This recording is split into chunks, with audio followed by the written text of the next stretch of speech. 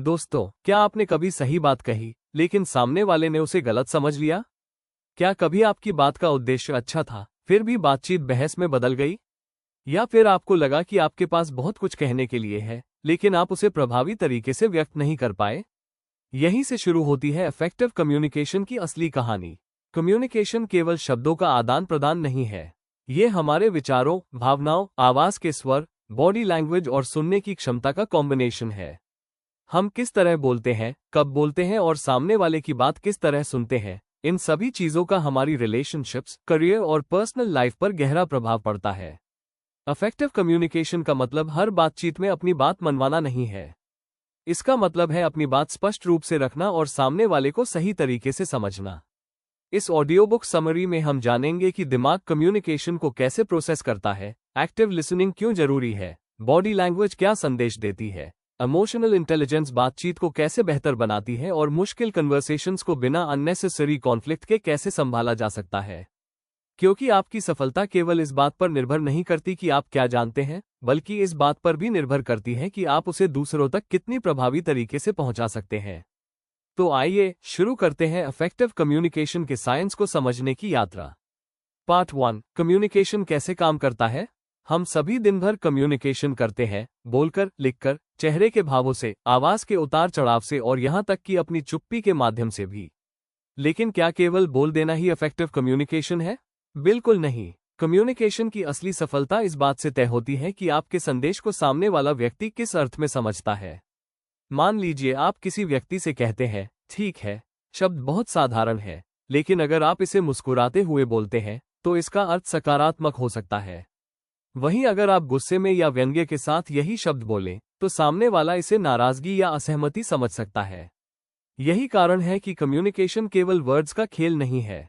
इसमें आपके tone, facial expressions, body language, timing और कॉन्टेक्स्ट भी महत्वपूर्ण भूमिका निभाते हैं। हर व्यक्ति संदेश को अपने अनुभव और मानसिक स्थिति के आधार पर समझता है। यदि सामने वाला व्यक्ति पहले से तनाव में है तो वह आपकी सामान्य बात को भी आलोचना समझ सकता है। इसलिए इफेक्टिव कम्युनिकेटर केवल यह नहीं सोचता कि मैंने क्या कहा, वो ये भी सोचता है कि सामने वाले ने इसे कैसे समझा। कम्युनिकेशन की प्रक्रिया को सरल तरीके से समझे तो इसमें कुछ मुख्य चरण होते हैं। पहले आपके मन में एक विचार आता है, फिर आप उसे शब्दों या संकेतों में बदलते हैं। सामने वाला उस संदेश को प्राप्त करता है और अपने अनुभव के आधार पर उसका अर्थ निकालता है। इसी बीच नॉइस यानी डिस्ट्रैक्शंस, असम्पशंस और इमोशन संदेश को बदल सकते हैं। उदाहरण के लिए, अगर आपका बॉस कहता है, हमें इस काम पर दोबारा ध्यान देना होगा, तो एक कर्मचारी इसे सुधार का अवसर समझ सकता है, जबकि दूसरा इसे अपनी आलोचना मान सकता है। इसलिए इफेक्टिव कम्युनिकेशन में क्लैरिटी बहुत महत्वपूर्ण है। अपनी बात को अस्पष्ट रखने के बजाय स्पष्ट शब्दों में बताइए कि आप क्या चाहते हैं। दूसरा महत्वपूर्ण सिद्धांत है कॉन्टेक्स्ट। वही शब्द अलग परिस्थितियों में अलग अर्थ दे सकते हैं। इसलिए सही समय और सही परिस्थिति का चुनाव भी कम्युनिकेशन का हिस्सा है। तीसरा सिद्धांत है फीडबैक। यह मान लेना कि सामने वाला आपकी बात समझ गया है, हमेशा सही नहीं होता। जरूरत पड़ने पर पूछिए, क्या मेरी बात स्पष्ट है, या सामने वाले से उसकी समझ जानिए। लेकिन कम्युनिकेशन की सबसे बड़ी गलती तब होती है जब हम केवल बोलने पर ध्यान देते हैं और सुनने को भूल जाते हैं। अच्छा कम्युनिकेटर केवल अच्छा स्पीकर नहीं होता, वो एक अच्छा लिसनर भी होता है। जब आप वास्तव में सुनते हैं तो आप केवल शब्द नहीं सुन रहे होते, आप सामने वाले की भावनाओं, जरूरतों और असली संदेश को समझने की कोशिश कर रहे होते हैं। तो आपकी पर्सनल और प्रोफेशनल दोनों जिंदगी में कम्युनिकेशन की गुणवत्ता बदल जाती है। लेकिन केवल सुनना पर्याप्त नहीं है। हमें यह भी सीखना होगा कि सामने वाले को बिना इंटरप्ट किए, बिना तुरंत जजमेंट दिए और पूरी तरह ध्यान देकर कैसे सुना जाए। इसी महत्वपूर्ण स्किल को हम अगले पार्ट 2 में समझेंगे। तो चलिए शुरू करते हैं पार्ट 2, एक्टिव लिसनिंग सिर्फ सुनना नहीं, समझना। तो चलिए शुरू करते हैं पार्ट 2, एक्टिव लिसनिंग सिर्फ सुनना नहीं, समझना। हम अक्सर मानते हैं कि कम्युनिकेशन का सबसे महत्वपूर्ण हिस्सा बोलना है, लेकिन वास्तविकता यह है कि अच्छी बातचीत की शुरुआत अच्छा सुनने से होती है। जब कोई व्यक्ति हमसे बात करता है तो कई बार हम उसके शब्द सुन तो रहे होते हैं, लेकिन हमारा दिमाग पहले से ही अपना जवाब तैयार कर रहा होता है। सामने वाला अपनी बात पूरी भी नहीं करता और हम बीच में बोल पड़ते हैं, हाँ, मुझे समझ आ गया, या तुम्हें ऐसा नहीं करना चाहिए था। यही पैसिव लिसनिंग है। एक्टिव लिसनिंग इससे बिल्कुल अलग है। इसका अर्थ है सामने वाले को केवल सुनना नहीं, बल्कि उसके शब्दों के पीछे छिपे अर्थ और भावना को समझने की कोशिश करना। मान लीजिए आपका दोस्त कहता है, आज ऑफिस में मेरा दिन बहुत खराब रहा। एक सामान्य प्रतिक्रिया हो सकती है, मेरे साथ भी ऐसा होता है। लेकिन एक्टिव लिसनर पहले पूछ सकता है, क्या हुआ?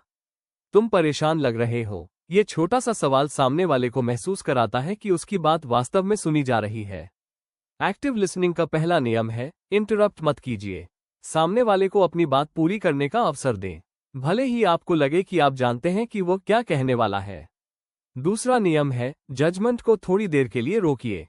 यदि कोई व्यक्ति अपनी समस्या साझा कर रहा है, तो तुरंत यह मत सोचिए कि कौन सही है और कौन गलत।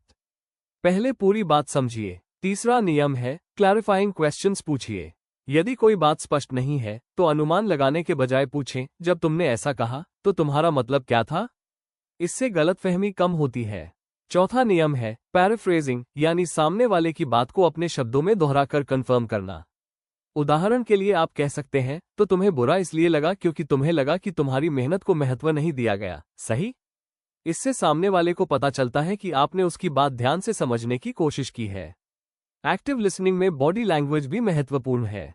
सामने वाले की ओर ध्यान देना, उचित आई कांटेक्ट रखना, सिर हिलाना और फोन को दूर रखना जैसे छोटे संकेत बताते हैं कि आप बातचीत में वास्तव में मौजूद हैं। लेकिन सुनने के दौरान समाधान देने की जल्दबाजी न करना। कई बार व्यक्ति एडवाइस नहीं चाहता, वो केवल चाहता है कि कोई उसकी बात समझे। यदि आपका दोस्त कहता है, मैं बहुत परेशान हूं, तो तुरंत ये कहना कि तुम्हें ये करना चाहिए, जरूरी नहीं। पहले कह सकते हैं, मैं समझ सकता हूं कि यह तुम्हारे लिए मुश्किल रहा होगा। एम्पैथी का यही अर्थ है, सामने वाले की भावनाओं को समझने की कोशिश करना, भले ही आपका अनुभव अलग हो।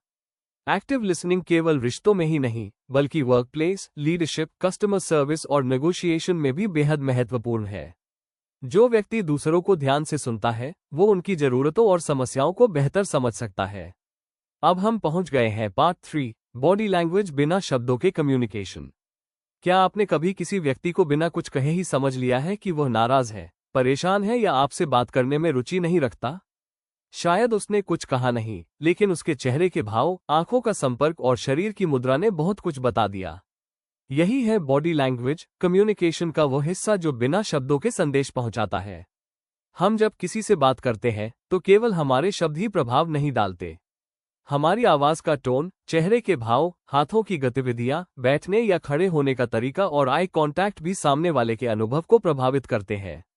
मान लीजिए आप किसी व्यक्ति से कहते हैं, मुझे आपकी बात समझ आ रही है, लेकिन उसी समय आप मोबाइल देख रहे हैं और सामने वाले की तरफ ध्यान नहीं दे रहे। आपके शब्द कुछ और कह रहे हैं, लेकिन आपकी बॉडी लैंग्वेज कुछ और संदेश दे रही है। इसलिए इफेक्टिव कम्युनिकेशन में कंसिस्टेंसी महत्वपूर्ण है। आपके वर्ड्स और नॉन वर्बल सिग्नल्स एक दूसरे से मेल खाने चाहिए। सबसे पहले बात करते हैं आई कांटेक्ट की। उचित आई कांटेक्ट सामने वाले को यह संकेत देता है कि आप बातचीत में उपस्थित हैं और उसकी बात में रुचि रखते हैं। लेकिन लगातार घूरना भी असहज कर सकता है, इसलिए नेचुरल और कंफर्टेबल आई कांटेक्ट रखें। दूसरा है फेशियल एक्सप्रेशन। मुस्कुराहट, भौहों का सिकुड़ना या चेहरे पर चिंता के भाव आपके संदेश को बदल सकते हैं।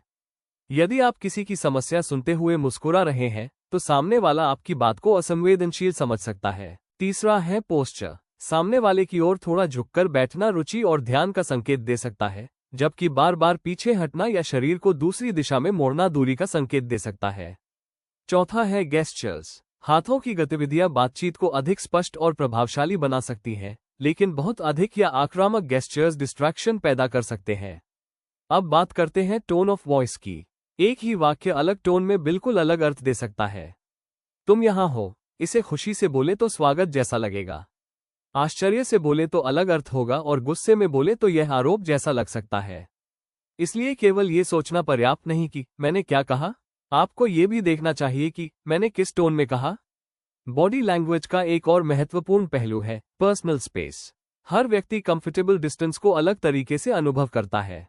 बहुत करीब खड़े होना कुछ लोगों को अनकंफर्टेबल कर सकता है, जबकि बहुत दूर रहना बातचीत को कोल्ड बना सकता है।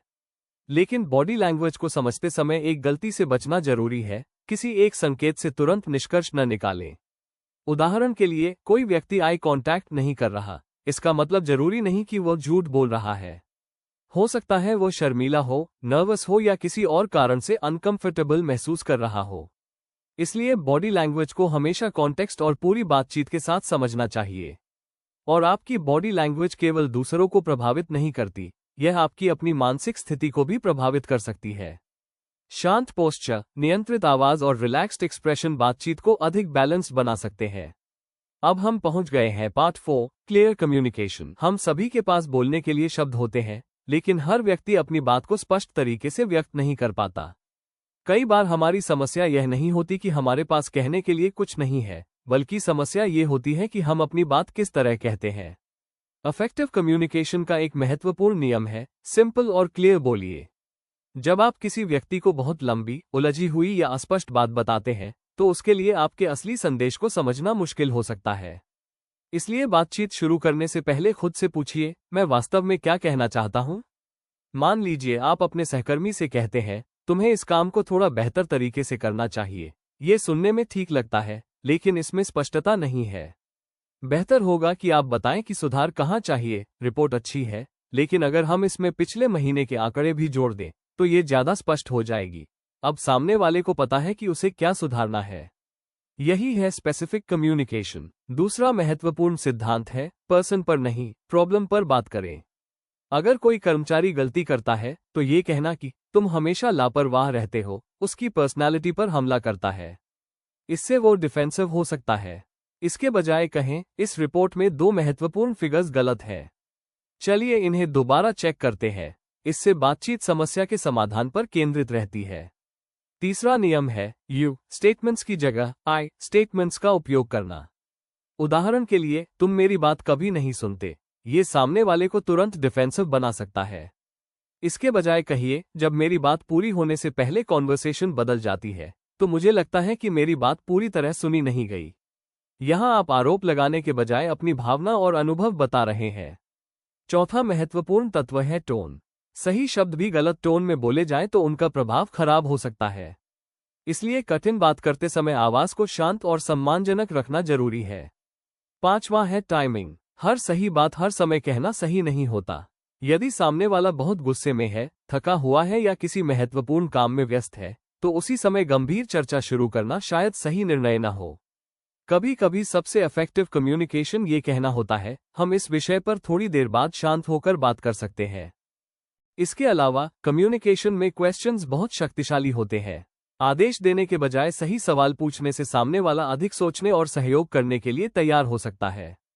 उदाहरण के लिए, तुमने ऐसा क्यों किया की जगह उस समय तुम्हारे मन में क्या चल रहा था? पूछना ज्यादा प्रोडक्टिव कॉन्वर्सेशन शुरू कर सकता है। और अंत में, अपनी बात कहने के बाद फीडबैक लेना न भूलें। पूछिए, क्या मेरी बात क्लियर है? तुम इसे किस तरह समझ रहे हो? इससे असम्पशंस कम होते हैं और गलतफहमियां जल्दी सामने आती हैं। अब हम पहुंच गए हैं पार्ट 5, इमोशनल इंटेलिजेंस और एम्पैथी। इफेक्टिव कम्युनिकेशन केवल सही शब्द चुनने की कला नहीं है। कई बार सामने वाला हमारे शब्दों से ज्यादा यह महसूस करता है कि हम उसकी भावनाओं को समझते हैं या नहीं। यहीं पर इमोशनल इंटेलिजेंस और एम्पैथी महत्वपूर्ण हो जाते हैं। इमोशनल इंटेलिजेंस यानी अपनी और दूसरों की भावनाओं को पहचानने, समझने और संभालने की क्षमता। यदि आप गुस्से में हैं और उसी समय किसी महत्वपूर्ण व्यक्ति से बात करते हैं, तो संभव है कि आपकी आवाज, शब्द और बॉडी लैंग्वेज आपके वास्तविक उद्देश्य से अलग संदेश देने लगे। इसलिए कम्युनिकेशन से पहले अपनी इमोशनल स्टेट को पहचानना जरूरी है। खुद से पूछिए, मैं अभी क्या महसूस कर रहा हूं? मैं ये बात समाधान के लिए कह रहा हूं या केवल अपना गुस्सा निकालने के लिए? ये छोटा सा पॉज आपकी बातचीत को पूरी तरह बदल सकता है। अब बात करते हैं एम्पैथी की। एम्पैथी का अर्थ है सामने वाले की स्थिति और भावनाओं को समझने की कोशिश करना। इसका मतलब यह नहीं कि आपको उससे सहमत होना ही पड़ेगा। आप किसी की बात से असहमत होते हुए भी उसकी भावना को समझ सकते हैं। मान लीजिए आपका दोस्त कहता है, मुझे लगता है कि ऑफिस में कोई मेरी मेहनत की कद्र नहीं करता। तुरंत ये कहने के बजाय कि तुम ज्यादा सोच रहे हो, आप कह सकते हैं, अगर तुम्हें लगातार ऐसा महसूस हो रहा है, तो ये तुम्हारे लिए काफी फ्रस्ट्रेटिंग होगा। यह वाक्य समस्या का समाधान नहीं करता, लेकिन सामने वाले को यह एहसास देता है कि उसकी भावना को सुना और समझा गया है। इमोशनल इंटेलिजेंस का एक महत्वपूर्ण हिस्सा है सेल्फ कंट्रोल। जब बातचीत गर्म हो जाए, तब तुरंत जवाब देने के बजाय कुछ क्षण रुकना बहुत उपयोगी हो सकता है। यदि कोई व्यक्ति गुस्से में आपसे बात कर रहा है, तो उसी गुस्से में जवाब देने से कॉन्फ्लिक्ट बढ़ सकता है। लेकिन यदि आप अपनी आवाज शांत रखते हैं तो बातचीत को वापस प्रोडक्टिव दिशा में लाने की संभावना बढ़ जाती है। एक और महत्वपूर्ण स्किल है इमोशनल लेबलिंग। जब आप किसी भावना को नाम देते हैं तो उसे समझना आसान हो जाता है। उदाहरण के लिए, मुझे लगता है कि तुम इस सिचुएशन से फ्रस्ट्रेटेड हो, या शायद तुम्हें ये बात अनफेयर लगी, लेकिन यहाँ सावधानी जरूरी है। सामने वाले की भावना को निश्चित रूप से घोषित करने के बजाय विनम्र भाषा का प्रयोग करें। शायद, मुझे लगता है, क्या तुम्हें ऐसा महसूस हो रहा है? इससे सामने वाले को अपनी भावना स्पष्ट करने का अवसर मिलता है। इमोशनल इंटेलिजेंस का मतलब अपनी भावनाओं को दबाना नहीं है, बल्कि उन्हें पहचानकर सही तरीके से व्यक्त करना है। आप गुस्सा महसूस कर सकते हैं और फिर भी सम्मानपूर्वक कह सकते हैं, मैं इस बात से नाराज हूं, इसलिए मैं चाहता हूं कि हम कुछ मिनट शांत होकर बात करें। ये प्रतिक्रिया गुस्से को छिपाती नहीं, बल्कि उसे जिम्मेदारी के साथ व्यक्त करती है। अब हम पहुंच गए हैं पार्ट 6, मुश्किल बातचीत और कॉन्फ्लिक्ट को संभालने की कला। हर रिश्ते और हर कार्यस्थल में कभी न कभी मतभेद होते हैं। समस्या यह नहीं है कि कॉन्फ्लिक्ट होता है या नहीं, असली समस्या यह है कि हम कॉन्फ्लिक्ट को कैसे संभालते हैं। जब कोई बातचीत तनावपूर्ण हो जाती है तो हमारा दिमाग अक्सर दो प्रतिक्रियाओं की ओर जाता है, लड़ना या बचना। हम सामने वाले पर आरोप लगाने लगते हैं, अपनी आवाज ऊंची कर देते हैं या बातचीत से पूरी तरह दूर हो जाते हैं। लेकिन दोनों ही तरीके समस्या को और बढ़ा सकते हैं। इफेक्टिव कम्युनिकेशन हमें सिखाता है कि कॉन्फ्लिक्ट का उद्देश्य किसी को हराना नहीं, बल्कि समस्या को समझना और समाधान खोजना है। सबसे पहले, व्यक्ति और समस्या को अलग रखिए।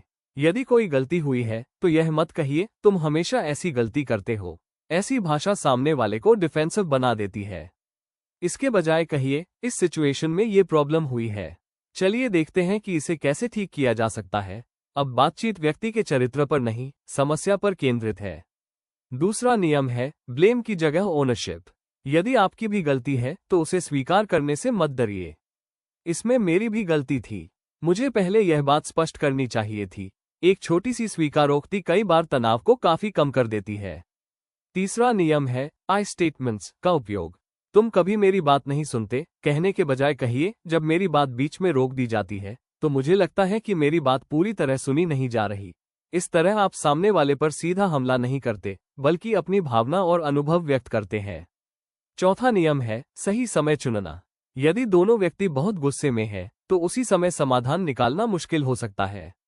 ऐसे में कुछ समय का ब्रेक लेना बेहतर हो सकता है, लेकिन ब्रेक का अर्थ समस्या से भागना नहीं है। आप कह सकते हैं, मैं अभी काफी इमोशनल हूं, मैं थोड़ा शांत होना चाहता हूं और फिर हम इस विषय पर जरूर बात करेंगे। यह एक हेल्दी पॉज है। पांचवा नियम है, सामने वाले की बात दोहराकर समझना। यदि सामने वाला कहे कि आपने सही नहीं समझा, तो उसे सुधारने का अवसर दें। छठा नियम है, सॉल्यूशन पर ध्यान दें। जब दोनों अपनी बात रख चुके हों, तो पूछिए, अब हम दोनों के लिए बेहतर समाधान क्या हो सकता है? कई कॉन्फ्लिक्ट इसलिए लंबे होते हैं क्योंकि दोनों व्यक्ति केवल ये साबित करने की कोशिश करते रहते हैं कि कौन सही है। लेकिन हम इस सिचुएशन को आगे कैसे बेहतर कर सकते हैं? और हर डिसएग्रीमेंट को जीतना जरूरी नहीं है। कुछ रिश्तों में आपका लक्ष्य सही साबित होना नहीं, बल्कि ट्रस्ट और रिस्पेक्ट को बनाए रखना होना चाहिए। यदि बातचीत बहुत गंभीर, लगातार तनावपूर्ण या असुरक्षित हो, तो किसी भरोसेमंद व्यक्ति या क्वालिफाइड प्रोफेशनल की मदद लेना भी उचित हो सकता है। अंततः इफेक्टिव कॉन्फ्लिक्ट रेजोल्यूशन का सूत्र सरल है, pause, listen, understand, express and solve. पहले खुद को शांत करें, फिर सामने वाले को सुनें, उसकी स्थिति समझें, अपनी बात स्पष्ट करें और अंत में समाधान खोजें। अब हम पहुंच गए हैं पार्ट 7, कॉन्फिडेंस और असर्टिवनेस, मतलब अपनी बात प्रभावी तरीके से रखना। क्या आपने कभी ऐसा महसूस किया है कि आपके मन में सही बात होती है, लेकिन आप उसे बोल नहीं पाते? या फिर कभी ऐसा हुआ है कि अपनी बात मनवाने की कोशिश में आपकी आवाज इतनी कठोर हो गई कि सामने वाला आपसे दूर हो गया? इफेक्टिव कम्युनिकेशन में इन दोनों के बीच का संतुलन बहुत महत्वपूर्ण है। इसे असर्टिवनेस कहा जाता है। असर्टिवनेस का अर्थ है अपनी बात, जरूरत और सीमाओं को स्पष्ट रूप से व्यक्त करना, लेकिन सामने वाले के सम्मान को बनाए रखते हुए। इसे अग्रेशन से अलग समझना जरूरी है। अग्रेसिव व्यक्ति अपनी बात मनवाने के लिए दूसरे को दबाने या अपमानित करने की कोशिश कर सकता है।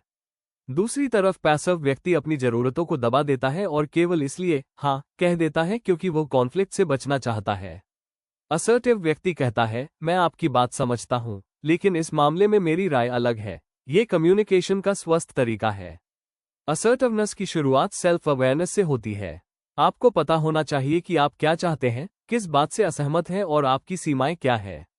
मान लीजिए कोई सहकर्मी बार बार अपना काम आपके ऊपर डाल देता है। पैसिव प्रतिक्रिया होगी हर बार काम स्वीकार कर लेना, जबकि अंदर से नाराज रहना। अग्रेसिव प्रतिक्रिया होगी अपना काम खुद करो, मैं तुम्हारा नौकर नहीं हूं। असर्टिव प्रतिक्रिया हो सकती है, मैं अभी अपने 2 जरूरी टास्क्स पर काम कर रहा हूं, इसलिए ये काम आज नहीं ले पाऊंगा। अगर यह अर्जेंट है तो हम प्रायोरिटीज डिस्कस कर सकते हैं। आपने नो कहा, लेकिन बिना अपमान किए। असर्टिव कम्युनिकेशन में क्लियर लैंग्वेज बहुत महत्वपूर्ण है। जरूरत से ज्यादा एक्सप्लेनेशन देने की आवश्यकता नहीं होती। कई बार हम नो कहने के बाद इतना जस्टिफिकेशन देते हैं कि हमारी बाउंड्री कमजोर हो जाती है। आप सरलता से कह सकते हैं, माफ कीजिए, मैं इस समय ये कमिटमेंट नहीं ले सकता। इसके अलावा आपकी वॉइस और बॉडी लैंग्वेज भी कॉन्फिडेंट होनी चाहिए। बहुत धीमी आवाज, झुका हुआ पोस्चर या लगातार नर्वस गेस्चर्स आपकी बात के प्रभाव को कम कर सकते हैं। इसका मतलब यह नहीं कि आपको कठोर दिखना है, बस शांत, स्पष्ट और स्टेडी रहना है। असर्टिवनेस का एक और महत्वपूर्ण हिस्सा है रिस्पेक्टफुल डिसएग्रीमेंट।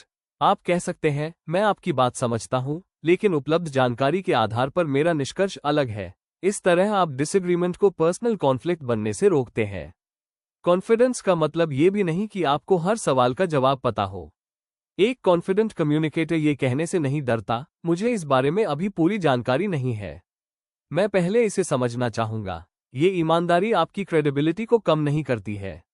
अब हम पहुंच गए हैं पार्ट 8, पर्सुएशन और इन्फ्लुएंस बिना मैनिपुलेशन के प्रभाव डालना। क्या आपने कभी सोचा है कि कुछ लोग बिना ऊंची आवाज या दबाव के भी दूसरों को अपनी बात समझाने में सफल क्यों हो जाते हैं? इसका एक बड़ा कारण है अफेक्टिव पर्सुएशन। पर्सुएशन का अर्थ किसी व्यक्ति को धोखे या दबाव से अपनी बात मनवाना नहीं है। इसका सही अर्थ है अपने विचार को इस तरह प्रस्तुत करना कि सामने वाला उसे समझ सके, उसके महत्व को देख सके और स्वतंत्र रूप से निर्णय ले सके। पर्सुएशन की शुरुआत दूसरे व्यक्ति को समझने से होती है।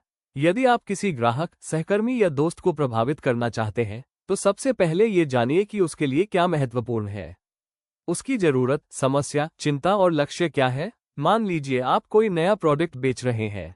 केवल ये कहना कि हमारा प्रोडक्ट सबसे अच्छा है बहुत प्रभावी नहीं होगा। इसके बजाय पहले ग्राहक की समस्या समझिए और फिर बताइए कि आपका प्रोडक्ट उस समस्या को कैसे हल कर सकता है।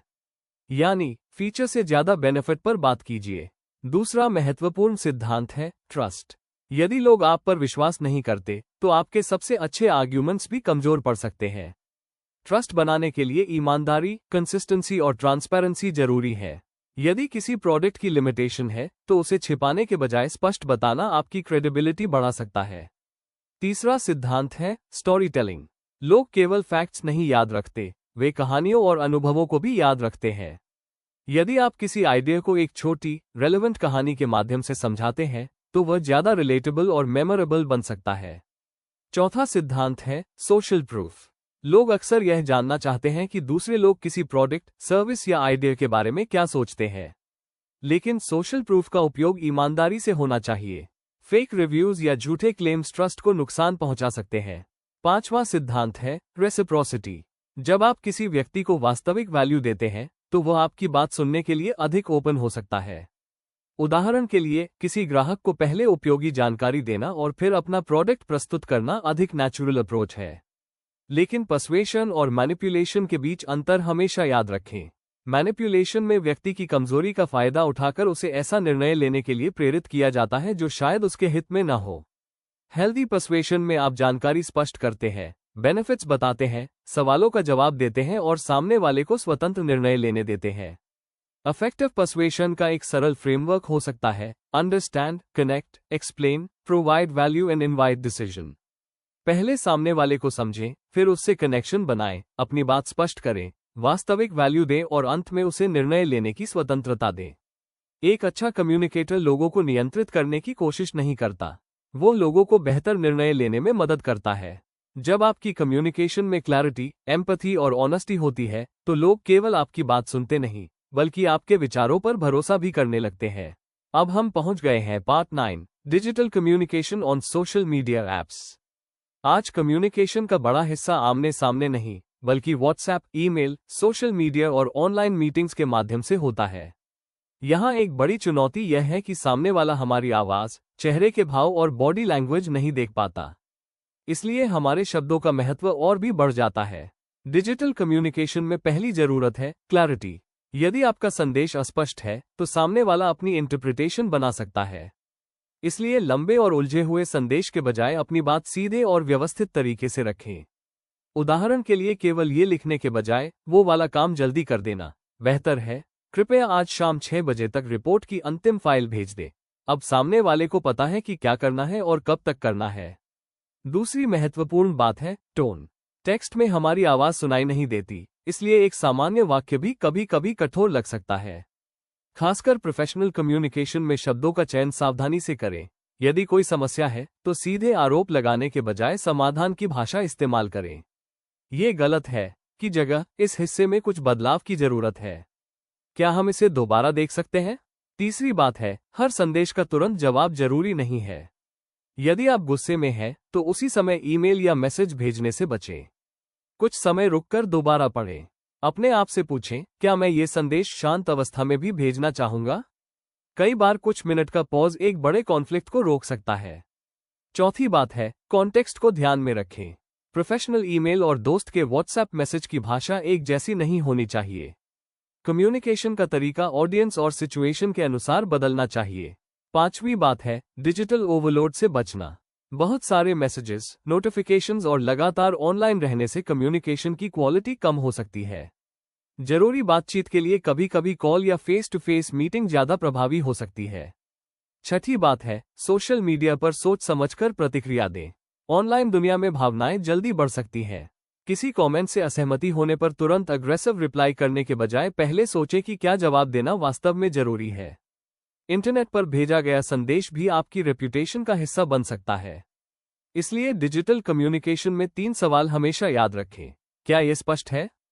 क्या ये सम्मानजनक है? क्या इसे भेजना वास्तव में जरूरी है? यदि तीनों का जवाब हाँ है, तो आपका संदेश अधिक प्रभावी होने की संभावना है। आज की दुनिया में कम्युनिकेशन केवल बोलने और सुनने की स्किल नहीं है। ये लिखने, पढ़ने, प्रतिक्रिया देने और सही समय पर चुप रहने की स्किल भी है। एक पावरफुल कम्युनिकेटर प्लेटफॉर्म बदलने पर अपना उद्देश्य नहीं बदलता, वो केवल अपनी कम्युनिकेशन स्टाइल को परिस्थिति के अनुसार अडैप्ट करता है।